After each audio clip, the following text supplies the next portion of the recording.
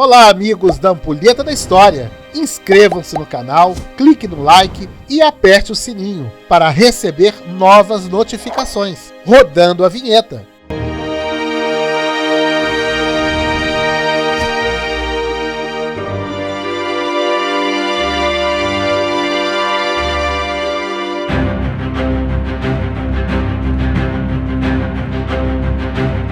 Hoje vamos falar de algo bem polêmico. A figura, a imagem do diabo continua viva em pleno século XXI.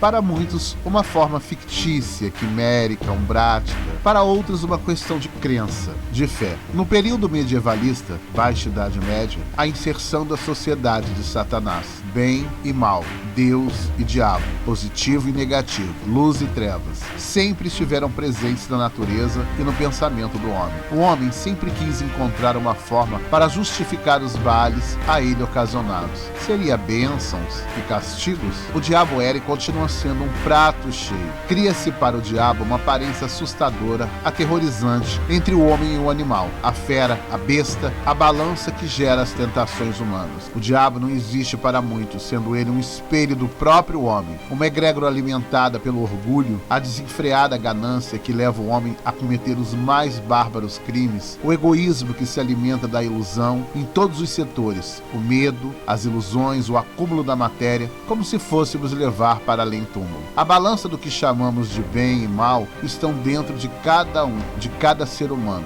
A nossa natureza. Como vivemos dentro de uma sociedade, temos regras a serem seguidas, para não haver o caos, para seguir um tradicional padrão de comportamento. Comportamento este imposto, dito correto. Afinal, o que é correto? Este polo negativo recebe diversos nomes: chifrudo, sete peles, Satanás, Satã, capeta, Belial, Belzebu, Asmodeu, serpente do Éden, anjo caído, capiroto, visto como o oposto ao bem. Ele tentou Eva no paraíso em forma de serpente, porém a nomenclatura menção diabo não surge na Gênesis. Com os séculos vindouros, cristãos unificam o símbolo da serpente ao diabo. Não estamos neste vídeo questionando, debatendo fé, crença, religiosidade, verdade ou não. Estamos mencionando um breve entendimento do diabo na história, a sua construção. Sem dúvida surge de características sagradas. Seria o diabo um mal necessário?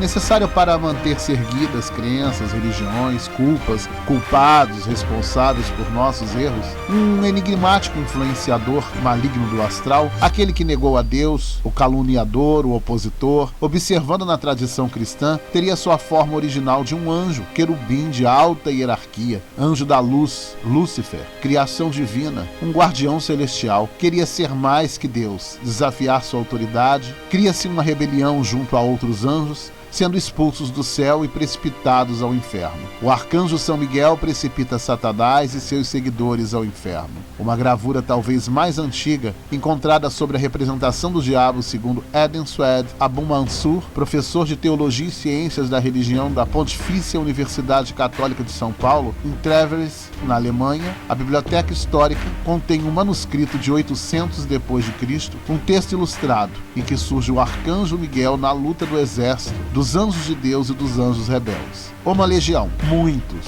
Na pintura, sem distinção entre eles. Destino eterno, a claridade, a bem-aventurança para os bons. As trevas, a punição eterna para os maus. Inferno seria um local de eterno sofrimento, castigo e dores da alma. Satanás não seria o comandante do inferno, não teria esse cargo.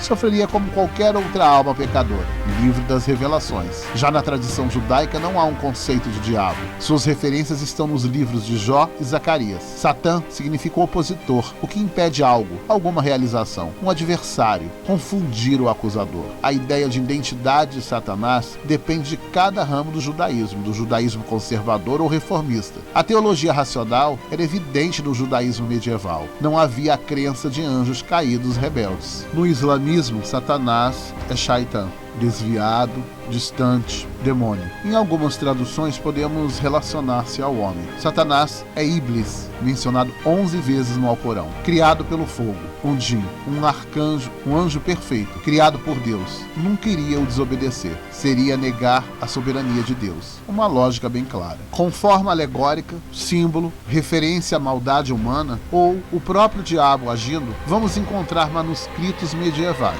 No catolicismo, o diabo é tudo que não representa Deus, o contrário às leis divinas, a perdição da humanidade, ser temido, esconjurado e exorcizado a precipitar-se no inferno. O inimigo do Criador, criado por ele. Na doutrina espírita, o diabo é uma alegoria, uma personificação do mal. O mal sendo o comportamento e ações de espíritos imperfeitos. No livro dos Espíritos, a pergunta 131, Satanás é evidentemente a personificação do mal sob forma alegórica, visto não se poder admitir que exista um ser mau a lutar com a potência, com a divindade, e cuja única preocupação consistisse em lhe contrariar os desígnios. Como precisa de figuras e imagens que lhe impressionem a imaginação, o homem pintou os seres incorpóreos sobre uma forma material, com atributos que lembram as qualidades ou os defeitos humanos. É assim que os antigos, querendo personificar o tempo, o pintaram com a figura de um velho mundo, munido de uma foice e uma ampulheta. Representá-lo pela figura de um mancebo fora contrassenso. O mesmo se verifica com as alegorias da fortuna,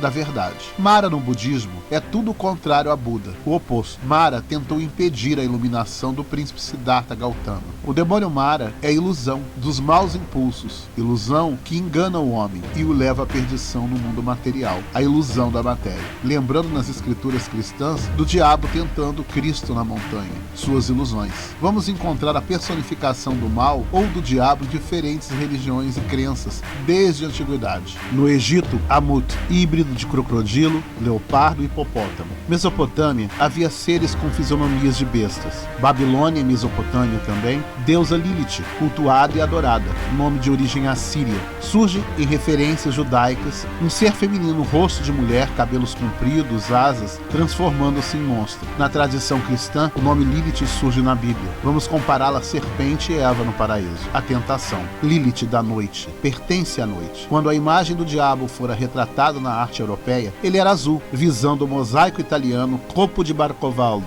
um diabo comendo e engolindo almas. Imaginem o que essa imagem surtou no imaginário à época. Já foi verde, era versátil a imaginação que apavorava as pessoas, e não vermelho como simbolicamente se pinta até os dias atuais. Belos galãs representam Lúcifer nas telas do cinema e da TV. O capiroto antes não tinha esta representação caricata. O mal estava associado aos deuses pagãos. Ao longo do tempo, autores, artistas, religiosos irão criar um diabo mais performático no imaginário popular, principalmente na arte ocidental. Imagens que surgem no século XI. Uma construção que vai ganhando formas diferentes com o passar do tempo. Uma imagem folclórica criada com os chifres do deus Dionísio, Baco, o tridente de Netuno, deus romano. Netuno corresponde na mitologia grega a Poseidon. Pelo rosto de Bes, metade do corpo de bode vem dos mitos de sátiros e faunos. Sileno, o pai dos sátiros. Patas de cabra, Pan, metade homem, metade bode. Cria-se a figura imaginária do diabo, impressa, carimbada no período medieval. Um duelo teológico e político. Doenças, pestes,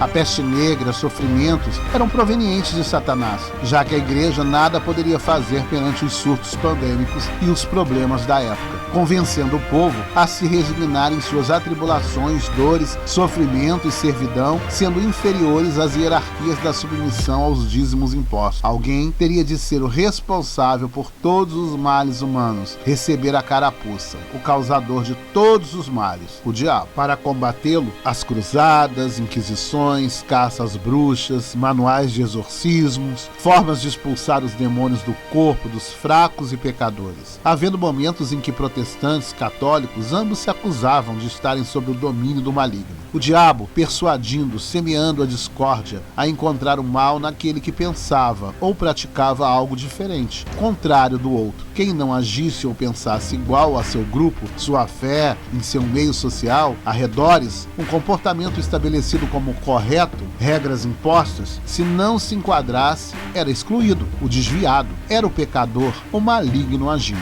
Hoje chamamos isso de intolerância, um termo nem imaginado à época. Na Inquisição, a figura do diabo cresce, levava as pessoas, principalmente aos inquisidores, aos mais loucos delírios da mente humana. Acusações, sentenças, julgamentos que parecem estar somente nos livros e filmes. Há relatos simplesmente absurdos. Indico um excelente livro, o Manual Inquisitorial, publicado entre 1486, O Martelo das Feiticeiras, sendo escrito em 1484 por inquisidores dominicanos, Heinrich Kramer, James Sprenger. Este, cumprindo a bula papal de Inocêncio VIII, seria práticas contra as heresias. A mulher como instrumento do diabo. O mais importante livro escrito sobre o feminismo. Bruxaria, pactos com o diabo, hereges, sinais pelo corpo, sexo com o demo, danças do sabá, inveja do vizinho. Sim, este poderia te apontar como bruxa. Qualquer situação poderia ser motivo,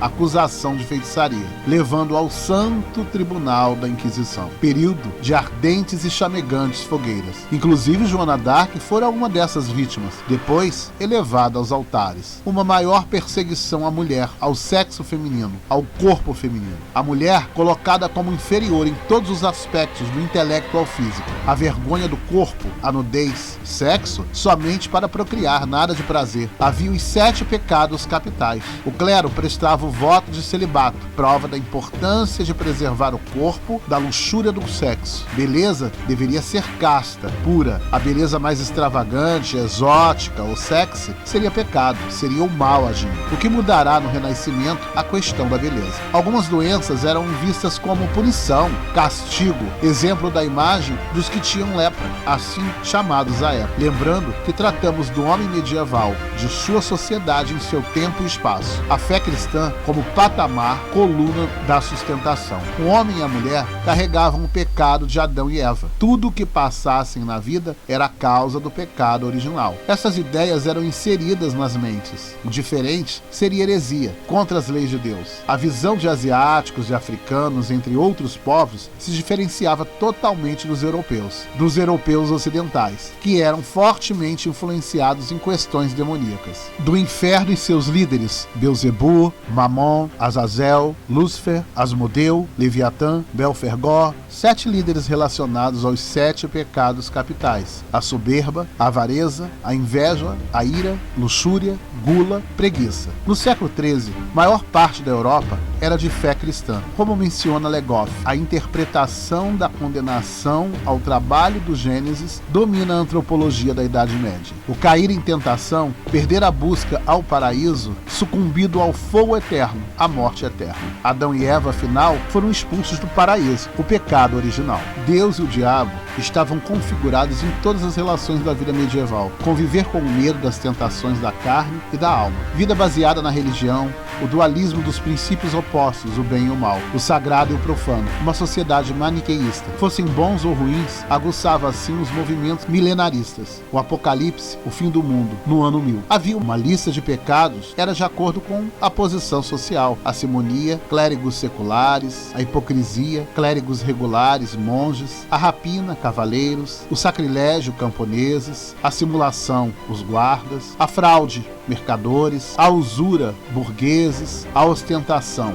matronas, mulheres ricas, a luxúria, todos. Nem todos compactuavam com a superstição, a devoção extrema, o fanatismo. Sempre houve os libertinos, aqueles que não se enquadravam no sistema, os avantes de seu tempo. Existindo ainda neste contexto a fé ao judaísmo, islamismo, em menor proporção, a ortodoxia, o paganismo. Pensadores iluministas ajustam a figura e história do diabo a preocupações políticas. A ciência chega abrindo o leque do saber, da razão, do entendimento, jogando fora a superstição, dando luz à compreensão a verdades relacionadas a catástrofes, doenças, pandemias. As ciências geram um saber. A história, os verdadeiros motivos da trajetória humana. As ciências políticas, os verdadeiros os interesses governamentais, a figura criativa do diabo vai se enfraquecendo. O ser humano se torna, assim, o responsável por seus atos, ambição, loucuras, ganância, os acontecimentos que o circulam. Governantes mundiais, grandes riquezas, fortunas concentradas. Poucos com muitos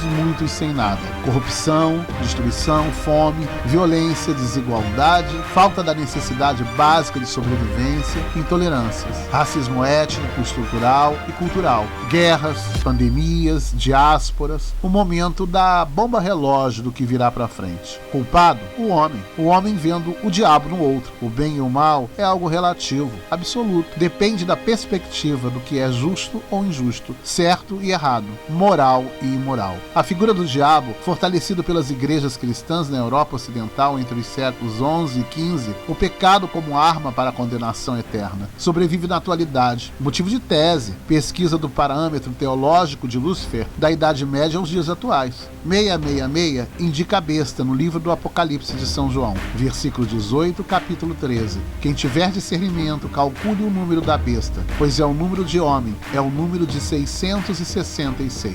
Texto do século I. O imperador Nero não tinha o caráter divino para os cristãos. Acusa de ser divinizado pelos fiéis cristãos, manda persegui-los e matá-los. Nero fica sendo chamado pelos cristãos de besta. Mais perigoso seria chamá-lo assim. Por isso, associaram seu nome a algarismos, técnicas gemátria, o método hermenêutico de análise das palavras bíblicas, somente em hebraico, atribuindo um valor numérico definido a cada letra. Desta contagem, o resultado é 666. Conciliando assim ao número da besta, que seria Nero. No livro de Tobias, há corpos possuídos, encontrados nos evangelhos e dos Atos dos Apóstolos. No livro das Revelações, João menciona duas bestas, uma saindo do mar, com um leopardo de 10 chifres e 7 cabeças, pés de urso e mandíbulas de leão. Outro vem da terra, com 2 chifres e aspecto de dragão. João, livro das Revelações. A possessão demoníaca é retratada na Bíblia nos evangelhos. Jesus exorcizou endemoniados. Santos católicos, como São Bento, entre outros, realizaram exorcismos. Hoje a visão se amplia. Novas tecnologias e informações nos convidam a um novo pensar, um novo entendimento. O diabo sobrevive na fé, na crença de muitos. Cresce nos últimos tempos os exorcismos no mundo, sendo necessário maior número de padres credenciados para tal feito. As bruxas deixaram de ser más nas historinhas infantis e se tornam boas, bonitas. O diabo tem sua nova face na releitura do pop. Vampiros, lobisomens, zumbis, seres noturnos do mal lideram bilheterias, séries e filmes. O diabo é vinculado ao cinema, uma celebridade nos filmes de terror, em propagandas, séries, como Lúcifer, com várias temporadas. Anterior, em 1974, O Exorcista, a possessão do próprio capiroto. Tudo parece girar em torno do bem e do mal. A tal balança que pesa. O diabo parece imperar nas teorias da conspiração, hoje disseminada nas redes sociais. É necessário darmos este curto passeio no tempo e espaço, tentar entender toda uma construção, mantendo sempre o respeito a todos, o respeito necessário, primordial, respeito em suas crenças, fé, ao sagrado de cada um. Você pode crer, eu posso não crer, o outro não. O respeito comum é necessário a todos. A figura do diabo permanece forte e viva com o passar do tempo. Se você gostou deste vídeo, se inscreva no canal da Ampulheta da História, aperte o like, clique no sininho, compartilhe com seus amigos. Lembrando que cultura, conhecimento e saber ninguém tira de você. Um forte abraço.